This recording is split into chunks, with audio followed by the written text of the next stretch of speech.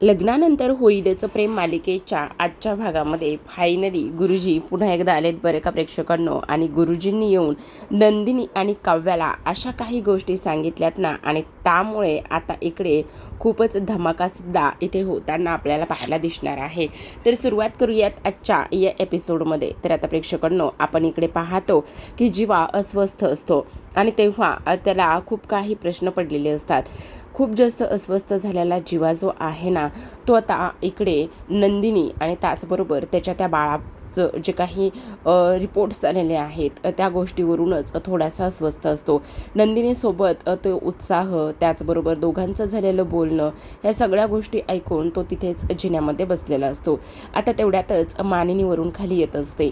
मानिनी जीवाला ह्या अवस्थेमध्ये पाहते आणि तिलासुद्धा फार वाईट वाटू लागतं. आता जीवाला काही करून समजवलंच पाहिजे हा विचार मानिनीच्या मनामध्ये येतो आणि त्यानंतर मानिनी आता जीवाच्या बाजूला येऊन बसते. आता जेव्हा मानिनी आली ही गोष्ट जीवाला समजते, त्याच वेळेला तो चेहरा बाजूला करतो आणि डोळ्यातलं पाणी पुसतो. तेव्हा मानिनी म्हणत असते, पुरुषांनी रडलंच नाही पाहिजे असं कुठं आहे का?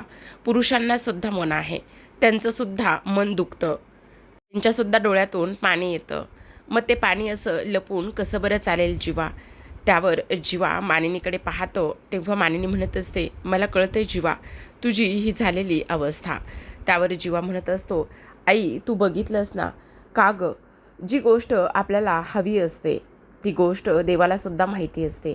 मग देव प्रत्येक वेळी आपल्या बाबतीत त्या सर्व गोष्टी का आणि कशामुळे बरं घडवून आणत असेल, का बरं हे सगळं काही करत असेल, असा जीवा म्हणायला लागतो आणि रडत असतो.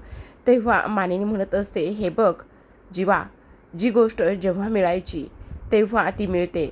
तेव्हा जीवा म्हणत असतो, पण बघ ना, खरं सांगू का आई, मला आणि नंदिनीला, आम्हा दोघांनासुद्धा हे बाळ आम्हाला मनापासून हवं होतं गं. मनापासून आम्हाला आई आणि बाबा व्हायचं होतं. पण बघ ना आत्ता कसं झालं आहे. तेव्हा मानिनी आता एक किस्सा सांगते. तेवढ्यातच आता नंदिनीसुद्धा जीवा अजून खोलीत कसा आला नाही म्हणून त्याला शोधत खाली येत असते. तेव्हा मानिनी त्याला म्हणत असते, तुला सांगू का जीवा, माझीसुद्धा प्रेग्नेन्सी एवढी सहजासहजी मला मिळाली नाही. पार्थचा जन्म झाला आणि त्यानंतर काही वर्षांनी मला पुन्हा एकदा दुसरं मूल हवं होतं रे. पण तुला सांगू का, पार्थनंतर माझीसुद्धा 2 मिसगॅरेज झालेली आहेत. ही गोष्ट आत्तापर्यंत मी आणि विक्रमने कोणालाही सांगितली नाही आणि सांगायचीसुद्धा नव्हती असं आम्ही ठरवलं होतं. पण आज मी तुला ही गोष्ट सांगते. जेव्हा 2 मिसगॅरेज झाले ते त्यानंतरसुद्धा बरेच वर्ष माझ्या पोटात बाळच राहत नव्हतं. मी खचून गेले होते. मला असं वाटत होतं, म्हणजे मला एक बाळ होतं पार्थ, पण तरीसुद्धा मला दुसरं बाळ हवं होतं अशी मनात इच्छा होती. त्यावेळेस विक्रमने मला काय सांगितलं तुला माहिती आहे? तेव्हा विक्रम मला म्हणाले, मनू हे बघ, जसं तुला बाळ हवं आहे ना, तसंच बाळाचीसुद्धा इच्छा झाली पाहिजे की त्याने तुझ्याच पोटी जन्म घ्यावा आणि त्याने आपल्यासारखे आईबाबा त्याला मिळावेत. बघ ना, एक मिरॅकल असतं आणि त्या मिरॅकललासुद्धा इथे आपण हरवलं गेलं पाहिजे. म्हणजे आपण सतत एकच इच्छा व्यक्त केली पाहिजे की आपल्याला बाळ हवं आहे, आणि जर आपण ती इच्छा व्यक्त करत राहिलो तर मग काहीही अशक्य नाही. मग तुला सांगू का, मी सुद्धा मनामध्ये ठरवलं, नाही, आपण आता हरून जायचं नाही. पार्थ जरी आपला मुलगा असला, त्याला आपण जन्म दिला असला, तरीसुद्धा माझी अजून इच्छा आहे की मला आणखी एक दुसरं बाळ हवं आहे. मग मी सतत तीच आणि तीच इच्छा इथे व्यक्त करत राहिले. सतत सतत तो उत्साह मी नेहमी स्वतःला समजावत राहिले, नाही मी आई होणार आहे, नाही आपण पुन्हा एकदा आईबाबा होणार आहोत, मला पुन्हा एकदा बाळ हवं आहे. आणि त्यानंतर चमत्कार झाला, म्हणजे मिरॅकल झालं असं म्हणू शकतो. आणि त्यानंतर पार्थनंतर तू माझ्या पोटी पुन्हा एकदा जन्माला आलास बघ जीवा. खरं सांगू का जीवा, त्यामुळे एवढ्या काही गोष्टी केल्यात ना तुझ्यासाठी, आणि त्याचमुळे तू एवढं लाडाचं आणि तुझ्यावर एवढा जीव आहे हे माझा, कळलं का? असं म्हणून आता जीवा हसायला लागतो. तर इकडे नंदिनीला मानिनीचं म्हणणं पटलेलं असतं आणि मानिनीने नकळत का होईना पण जी नंदिनी आहे त्या नंदिनीला एक सुंदर असं उत्तर दिलेलं असतं. आणि नंदिनीला सुंदर असं उत्तर दिल्यानंतर आता नंदिनी तिथून निघून जाते. तेव्हा मात्र इकडे आता मानिनी आणि त्याचबरोबर जीवा हे दोघेही जण एकमेकांच्या मिठीत बराच वेळ विसावलेले असतात. तर आता आपण पाहतो की इकडे जीवाला मानिनीचं म्हणणं पटलेलं असतं आणि जीवाला मानिनीचं म्हणणं पटल्यानंतर आता इकडे तो सुद्धा थोडासा रिलॅक्स झालेला असतो. दुसऱ्या दिवशी सकाळची वेळ असते आणि दुसऱ्या दिवशी सकाळी मात्र सगळ्यांची एक वेगळीच लगबग सुरू असते. खरं तर आता इकडे पार्थ हा झोपेतून उठलेला असतो आणि पार्थ झोपेतून उठल्यानंतर तो आजूबाजूला पाहतो, पण काव्या काही त्याच्या बाजूला नसते आणि त्याचमुळे आता इकडे पार्थ उठतो तर उशीवरती एक कागद लिहून ठेवलेला असतो. तेव्हा आता पार्थ तो कागद उचलतो आणि लगेचच म्हणायला सुरुवात करतो, अरे बापरे, हे तर लव्ह लेटर दिसते. माझ्यासाठी लव्ह लेटर लिहिले, माझ्या मनीमाऊने माझ्यासाठी लव्ह लेटर लिहिले का, असं म्हणून आता तो कागद वाचायला सुरुवात करतो. आता जेव्हा तो कागद वाचतो तेव्हा त्या कागदामध्ये असं लिहिलेलं असतं, पार्थ, मला तुमच्याशी बोलायचं होतं. जेव्हापासून प्रेग्नेन्सी समजली आहे ना, खरं तर तेव्हापासूनच मला तुमच्याशी बोलायचं आहे, पण आपल्याला वेळ मिळालाच नाही. रात्री बाबांसोबत तुम्ही बराच वेळ मीटिंग्स आणि कामाबद्दल डिस्कस करत होतात ना, त्यामुळे मला तुमच्याशी बोलणं जमलंच नाही. मी तुमची बराच वेळ वाट बघितली, पण तुम्ही येईपर्यंत मला डोळा लागलेला होता. खरं सांगू का पार्थ, आता ह्या प्रेग्नेन्सीबद्दल आणि त्या सर्व गोष्टीबद्दल मला तुमच्याशी बऱ्याच गोष्टी बोलायच्यात आणि म्हणूनच मी आता अभ्यासाला वरती गच्चीवर आले आहे. मी येईपर्यंत तुम्ही तुमचं आवरून घ्या, मग आपण निवांत बोलूयात. तुमचीच काव्या, असं त्या लेटरमध्ये लिहिलेलं असतं. आणि ते लेटर वाचून झाल्यानंतर पार्थ म्हणत असतो, हो, माझीच काव्या आहात तुम्ही. आता पार्थचा मूड खूपच वेगळा झालेला असतो. तेव्हा तिथे बाजूलाच असलेलं ड्रॉइंग बुक घेतो आणि ड्रॉइंग बुक घेतल्यानंतर इकडे आता पार्थ एका गोष्टीचा विचार करतो की आता मी हे ड्रॉइंग बुक घेतलेलं आहे, आता मी ह्यावर काय बरं काढू शकतो, असा विचार इकडे आता तो करू लागतो. आणि तेव्हा लगेच आता काव्याचं इकडे तो पुन्हा एकदा ड्रॉइंग काढायला सुरुवात करत असतो. आता ड्रॉइंग थोडंसं हटके स्टाईलनंच असते. दुसऱ्या बाजूला आपण पाहतो जीवासुद्धा सकाळी सकाळी लवकर उठलेला असतो. जेव्हा तो उठतो तेव्हा नंदिनीसुद्धा त्याच्या बाजूला नसते. मग आता नंदिनी कुठे गेली असेल, म्हणजे जेव्हापासून हे रिपोर्ट्स आणि ह्या गोष्टी समजल्या आहेत ना, तेव्हापासून तो सुद्धा तिची जरा थोडी वेगळीच काळजी घेत असतो. तेव्हा आता तो खाली येतो. आता खाली आल्यानंतर पाहतो तर नंदिनी वर्कआउट करत असते. तेवढ्यातच मानिनी आणि वसू येतात. आता वसू म्हणत असते, काय गं नंदिनी, बरी आहेस ना तू, म्हणजे सगळं काही ठीक आहे ना. त्यावर मानिनी सुद्धा म्हणते, नंदिनी बरी आहेस ना तू. आता जीवा म्हणत असतो, खालून कसला तरी आवाज येतोय का, जाऊन बघतो. आता पाहतो तर काय, नंदिनी वर्कआउट करत असते. तर आता नंदिनी म्हणत असते, काय झालं वसू आत्या, तुम्ही मला काही वेगळ्या ह्याच्यामध्ये पाहताय का. खरं तर मी रोजच वर्कआउट करते, तुम्हाला असं का बरं वाटतंय, म्हणजे तुम्हाला काही डाऊट आहे का. त्यावर मानिनी म्हणत असते, नाही गं, असं काही नाही, पण तू अजूनसुद्धा इकडे ह्या सगळ्या गोष्टी करतेस ना, म्हणून मी विचारलं आहे की तू बरी आहेस ना, म्हणजे सगळं ठीक आहे ना. म्हणजे मला नाही समजलं तुम्हाला नेमकं काय म्हणायचं आहे. तर आता नंदिनी म्हणत असते. तेव्हा वसू पुन्हा तिला म्हणते, नाही गं, ते रिपोर्ट्स आणि ह्या प्रेग्नेन्सीबद्दल, म्हणजे तू कधीच आई होऊ शकणार नाहीस, ही गोष्ट समजल्यानंतर सुद्धा तू पुन्हा वर्कआउट करतेस ना, म्हणून. त्यावर आता नंदिनी म्हणत असते, वसू आत्या, एक मिनिट, काहीतरी करेक्शन आहे, चुकीचं बोलताय तुम्ही. तुम्हाला असं का वाटतंय की मी कधीच आई होऊ शकणार नाही म्हणून. फक्त माझ्या प्रेग्नेन्सीमध्ये थोड्याशा अडचणी आहेत. मी आई होऊ शकणार नाही असं माझ्या प्रेग्नेन्सीमध्ये लिहिलेलं नाही आहे आणि त्यामुळे मी आता ठरवलं आहे, काही जरी झालं ना तरीसुद्धा हार मानायची नाही. काही जरी झालं ना तरीसुद्धा सतत एकच मनी ध्यास ठेवायचा की मी आई होणार आहे. त्याच वेळेला आता मिथुन काका म्हणत असतात, अरे वा नंदिनी, खरंच जादू झाली, चमत्कार. त्यावर नंदिनी म्हणत असते, हो, इट्स मिरॅकल. मग आता मी जर हीच इच्छा मनामध्ये सतत ठेवली की मी आई होणार आहे, मला काहीच प्रॉब्लेम नाही, काही जरी झालं तरी मला आईच व्हायचं आहे, असा हा विचार मी मनामध्ये ठेवला तर अवघड असं काहीच नाही आहे वसू आत्या. आणि त्यामुळे आता इकडे मी हे सगळं पुन्हा पूर्वीसारखंच करत राहणार आहे असं नंदिनी म्हणत असते. आणि तेवढ्यातच मानिनीला धक्का बसतो. तर इकडे जीवाला फारच उत्साह आलेला असतो. जीवा विचार करू लागलेला असतो, बापरे ही नंदिनी आहे म्हणजे खरंच आता काय बोलायचं नंदिनीला, असा सुद्धा इकडे आता तो विचार करत असतो. त्याच वेळेला आता इकडे आपण पाहतो वसूला तर धक्का बसतो. पण वसूला धक्का बसल्यानंतर वसू मात्र फारसा काही विचार करत नाही. आणि फारसा काही विचार केल्यानंतर ती म्हणत असते, बापरे ह्या नंदिनीचं तर ना काय करायचं काही कळतच नाही. आणि त्याचबरोबर इकडे ही नंदिनी म्हणजे ना डेंजरच आहे असा सुद्धा इकडे ती विचार करत असते.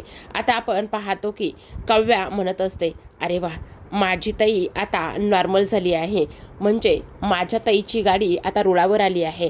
तर मग मला पार्थशी बोलण्यासाठी काहीच प्रॉब्लेम नाही, मी पार्थशी बोलूनच घेणार असं काव्या ठरवते. दुसऱ्या बाजूला आपण पाहतो की आता नंदिनी खोलीमध्ये येते. तेव्हा जीवा तिला म्हणत असतो, वा वा वा नंदिनी, खरंच आज ना मला खूप छान वाटतंय, तू बरी आहेस ना माझी नंदू डार्लिंग. त्यावर नंदिनी म्हणत असते, हो जीवा मी बरी आहे, मला काहीच नाही झालेलं. पण खरंच नंदिनी हे तर अमेझिंग होतं, म्हणजे मला तर विश्वासच बसत नाही ह्या सर्व गोष्टीवर. त्यावर नंदिनी म्हणत असते, का नाही बसत आहे तुम्हाला माझ्या ह्या सगळ्या गोष्टीवर विश्वास?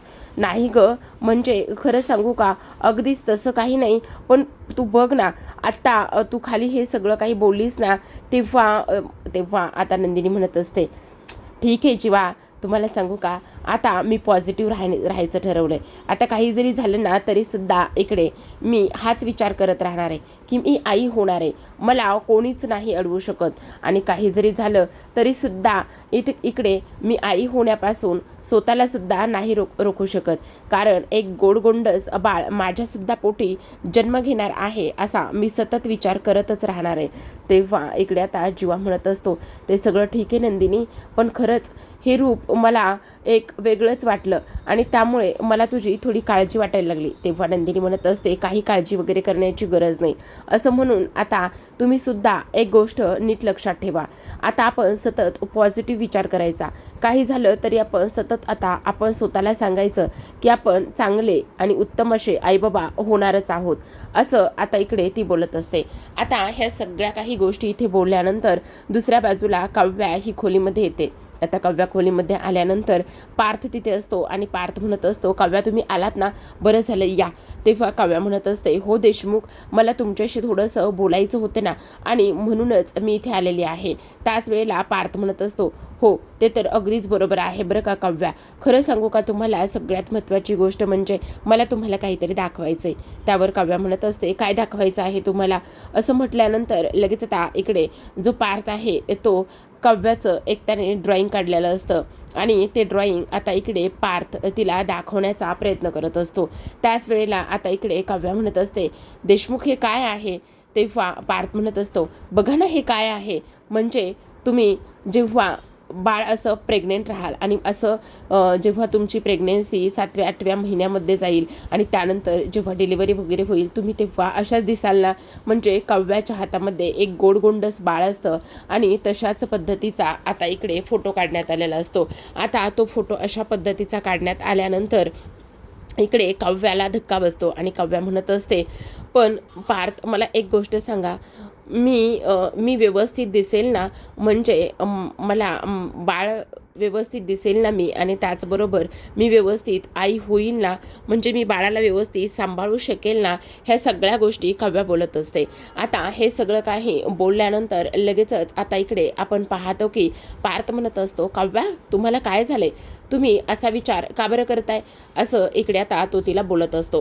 त्याच वेळेला इकडे आता दुसऱ्या बाजूला आपण पाहतो की वसू आता किचनमध्ये गेलेली असते आणि वसू किचनमध्ये गेल्यानंतर आता ती म्हणत असते, मानिनी आज तू काय आहे ही गोष्ट तुझ्या लक्षात येते का? तेव्हा ती म्हणत असते, हो हो वसुताई, आज रामनवमी आहे आणि ही गोष्ट मला माहिती आहे, पण बघा ना ह्या सगळ्या गोष्टी झाल्यात ना, त्यामुळे आता रामनवमी कशी साजरी करायची हेच मला कळत नाही. तेवढ्यातच नंदिनी तिथे येते. आता नंदिनी तिथे आल्याबरोबर ती म्हणत असते, काय झालं आहे आई, कशाबद्दल बोलताय तुम्ही? आणि मी ठीक आहे आई, मला काहीच झालेलं नाही, मी अगदी ओके आहे. तेवढ्यातच आता मानिनी येते आणि मानिनी म्हणत असते, म्हणजे तू बरी आहेस ना? अगं काही नाही, रामनवमी आहे ना, म्हणून म्हटलं तू बरी आहेस की नाही. आणि हे सगळं काही झाल्याच्या नंतर मग रामनवमी कशी सेलिब्रेशन करायचं आणि काय करायचं त्याचाच आम्ही इथे विचार करत होतो. तेव्हा आता नंदिनी म्हणत असते, आई रामनवमी आपण साजरी करूया. मला काहीही झालेलं नाही आहे, मी ओके आहे. आणि आता मी मूव्ह ऑन व्हायचं ठरवलं आहे ना, त्यामुळे तुम्हाला काळजी करण्याची काहीच गरज नाही. पण आता मग कसं करायचं एवढं सगळं काही? गुरुजींना फोन, प्रसाद, फळं ह्या सगळ्या गोष्टी. त्याच वेळेला वसू म्हणत असते, मानिनी तू काळजी घेऊ नकोस, करू नकोस, कारण रामरायाच्या इथे आशीर्वादाने माझ्या रम्याचं सुद्धा आता इकडे चांगलं चाललेलं आहे ना. आणि म्हणूनच आपण एक काम करूया, ही रामनवमी अतिशय उत्साहामध्ये साजरी करूया. मी गुरुजींना फोन करते, तू बाकीची तयारी कर. असं म्हणून आता इकडे वसू गुरुजींना फोन करायला गेलेली असते. तर इकडे आता नंदिनी आणि त्याचबरोबर मानिनी ह्या दोघी जणी एकमेकींच्या मिठीत असतात. तेव्हा आता इकडे वसू मनातच म्हणत असते, हा तुझा उत्साह मी जास्त वेळ ठेवणार नाहीये बघ नंदिनी, काही जरी झालं ना तरी सुद्धा. तर आता इकडे नंदिनी मानिनीला म्हणत असते, आई तुमचं आणि रात्रीचं जीवाचं बोलणं मी ऐकलं आहे, तुम्ही नका काळजी करू, मी अगदी ओके आहे. आणि आता मी ठरवलंय की मी सेकंड ओपिनियन घेण्यासाठी डॉक्टरांकडे जाणार आहे. मी आता आवरून घेतलंय आणि मी लवकरच डॉक्टरांकडे सुद्धा जाणार आहे, असं सुद्धा आता इकडे ती बोलते. तेव्हा मानिनीला फार आनंद होतो. दुसऱ्या बाजूला आपण पाहतो की काव्या हे सगळं काही बोलल्यानंतर पुन्हा एकदा पार्थ तिला विचारत असतो, म्हणजे तुम्ही कशाबद्दल आणि काय बोलताय, हे असं का बोलताय तुम्ही? त्यावर आता लगेच काव्या म्हणत असते, हे बघा ना, म्हणजे मला कळत नाही की मी आई होण्याच्या योग्यतेची आहे की नाही, असं का बोलताय तुम्ही? आणि आत्ता ह्या वेळेला ह्या सगळ्या गोष्टी बोलणं गरजेचं आहे का? एक वेळा जर ही प्रेग्नेन्सी राहिली नसती तर आपण वेगळा विचार केला असता, पण आता ही प्रेग्नेन्सी राहिली आणि तुम्ही असं बोलताय काव्या? त्यावर काव्या म्हणत असते, हो देशमुख, ते सगळं काही ठीक आहे, पण तुम्ही एक गोष्ट लक्षात घ्या ना. त्यावेळेस पार्थ म्हणत असतो, म्हणजे स्पष्टपणे बोला ना काव्या, तुम्हाला नेमकं काय म्हणायचं आहे? त्याच वेळेला आता इकडे लगेचच काव्या म्हणत असते, म्हणजे बघा ना, आपलं आत्ताच लग्न झालंय आणि त्यानंतर लगेचच बाळाचा विचार करणं आणि ह्या सगळ्या गोष्टी मला नाही सहन होते, मला नाही झेपते. त्यावर पार्थ म्हणत असतो, नेमकं तुम्हाला कशाबद्दल बोलायचे, कशाबद्दल तुम्ही बोलताय? त्यावेळेस आता काव्या म्हणत असते, पार्थ तुमच्या एक गोष्ट लक्षात येते का? हे बघा, आता एक गोष्ट लक्षात घ्या, म्हणजे खरं पाहायला गेलं ना तर ही प्रेग्नेन्सी आणि ह्या सगळ्या गोष्टीमुळे मला थोडासा त्रासच होणार आहे. म्हणजे मला तर खरं ना अभ्यास करायचा आहे आणि त्याचबरोबर मला समजत नाही की मी खरंचच आई होईल का आणि त्याचबरोबर मी बाळाला व्यवस्थित सांभाळू शकेल का? त्यावर पार्थ म्हणत असतो, हे बघा काव्या, ह्या सगळ्या गोष्टींचा विचार तुम्ही अशा पद्धतीने नका करू, सगळं काही व्यवस्थित होणार आहे, काळजी करण्याची काहीच गरज नाही. पण तरीसुद्धा मी आहे, तुम्ही नका एवढी काळजी करू, असं पार्थ म्हणत असतो. आता वसू खोलीमध्ये येते, त्रागा करत असते. ही रम्या पण ना कासवं बघायला जाऊन बसली, इथे काय करायचं आणि काय नाही हे मला सुचत नाही. त्या नंदिनीला खूपच कॉन्फिडन्स आलाय, ती खूपच जास्त कॉन्फिडन्स वाटायला लागलेली आहे. पण तिच्या त्या कॉन्फिडन्सचा फुगा अशी पिन मारून फोडणार आहे ना नंदिनी, तू आता बघ कशी पुन्हा तोंडावर पडतेस ते, असं म्हणून गुरुजींना फोन करून झालेला असतो. आणि त्यानंतर आता नंदिनी, तुझा हा आनंद मी जास्त काळ टिकू देणार नाही, असं वसू इथे बोलू लागते. तर आता दुसऱ्या बाजूला आपण पाहतो, जो काही काव्याचा आणि बाळाचा इकडे पार्थने फोटो काढलेला असतो, तो फोटो काव्या पाहते आणि तो फोटो पाहिल्यानंतर लगेच ती हातामध्ये घेत असते. आणि त्यानंतर आता ती म्हणत असते, ह्या फोटोच्या जागी मला माझ्या हातामध्ये पुस्तक हवंय पार्थ. तेव्हा पार्थ ते फोटो काढून घेतो आणि त्यानंतर तो फोटो उलटा ठेवतो आणि म्हणत असतो, हे बघा काव्या, मी कायम तुमच्यासोबत असणार आहे, तुम्ही नका काळजी करू. त्यावर काव्या म्हणत असते, मला माहिती आहे पार्थ, तुम्ही माझ्यासोबत कायम असणार आहात. पण तरीसुद्धा तेवढ्यातच आता मानिनी आलेली असते. मानिनी म्हणत असते, अरे तुम्ही आणखी दोघांनी आवरलं नाही? खरं तर सॉरी बरं का, मी थोडंसं तुम्हाला ह्या सगळ्या गोष्टी लेटेस्ट सांगते, पण मला तुम्हाला काहीतरी सांगायचं आहे. त्यावर आता इकडे पार्थ म्हणत असतो, का काय झालं आई? त्यावर मानिनी म्हणत असते, अरे त्याचं काय आहे ना, हे बघ, आता शॉर्ट नोटीसवरच आपल्याला रामनवमी साजरी करायची आहे आणि रामनवमीसाठी तुम्ही ताबडतोब पटकन तयार होऊन या. सगळी काही तयारी आम्ही करतो, पण पटकन तयार होऊन या, आपण रामनवमीचं सेलिब्रेशन करत आहोत. काय समजलं पार्थ आणि काव्या? असं म्हणून आता पार्थ म्हणत असतो, हो ठीक आहे आई, चालेल ना. आता काव्या पुन्हा एकदा अर्धवट बोलणं राहिल्यामुळे विचारातच हरवलेली असते. तर आता प्रेक्षकांनो, आजच्या भागामध्ये एवढंच. उद्याचा भाग फार जास्त इंटरेस्टिंग असणार आहे, कारण उद्याच्या भागामध्ये आपल्याला फायनली असं पाहायला मिळणार आहे की आता नंदिनी रामाचा पाळणा म्हणत असते. तिच्या बाजूला वसू बसलेली असते, त्याचबरोबर मानिनी, मिथून हे सर्वजण असतात. नंदिनी पाळणा म्हणत असते तर काव्या खोलीमध्ये असते आणि खोलीमध्ये असताना काव्याच्या कानावर आता हे पाळणा बोलल्याचे जे काही बोल आहे ते कानी पडत असतात आणि त्यामुळे काव्या पुन्हा एकदा खूपच जास्त अस्वस्थ होत असते. आता नंदिनी पाळणा म्हणत असताना मानिनी तिच्याकडे पाहते तर जीवा नंदिनीच्या बाजूला येऊन बसलेला असतो आणि दोघेही जण आता पाळणाचे आहेत ते इथे झुलवत असतात. आता गुरुजींच्या हस्ते ही पूजा होत असते आणि गुरुजींच्या हस्ते पूजा होणार, त्याचबरोबर गुरुजी येणार म्हटल्यावर बऱ्याच काही गोष्टी इथे वेगळ्याच होणार असतात.